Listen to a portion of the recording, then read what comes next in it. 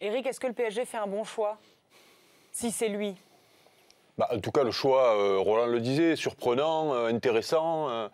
Après, est-ce que c'est le bon choix? Souvenons-nous, quand Emery arrive, auréolé de ses multiples Ligues Europa, on pensait aussi que c'était le bon choix.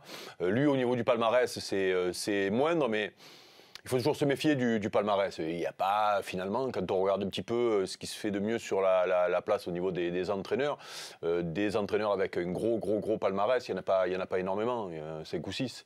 Lui, en tout cas, c'est vrai qu'on en a parlé beaucoup quand il est passé à Dortmund par rapport à sa qualité de jeu, par rapport à cette volonté d'aller vers l'avant, voire même très vite.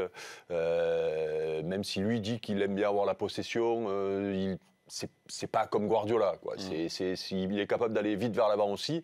On le compare à Klopp parce qu'il a un petit peu la même trajectoire.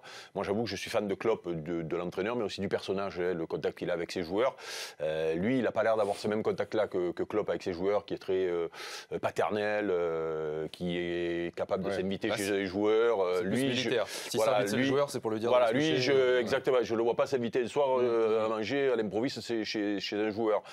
Mais c'est peut-être ce dont tu as besoin. Il limite les barres chocolatées pour les joueurs. Ouais, il paraît, oui, non, mais. Après, c'est toujours difficile de juger. Il y a des entraîneurs qui vont réussir dans certains clubs et moins dans d'autres, et pourtant ils ont d'énormes qualités. On dit beaucoup depuis l'élimination contre le Real, et quand on fait un petit peu le bilan du PSG ces dernières années, notamment avec les entraîneurs, que le problème vient aussi de la direction qui fragilise les entraîneurs qui passent au PSG, avec ces rapports peut-être entre le président et les joueurs trop personnel, on va dire, et ça met en difficulté l'entraîneur. Donc, il va falloir qu'aussi au-dessus, ça devienne peut-être un peu plus carré aussi.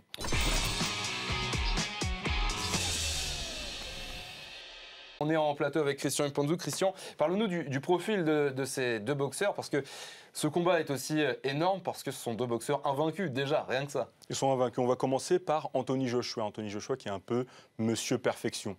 20 combats, 20 victoires, toutes avant la limite. Il est champion olympique évidemment en 2012, ça on l'a vu, c'était à Londres. Cela après seulement 5 ans de pratique de boxe. Il a commencé la boxe à 18 ans.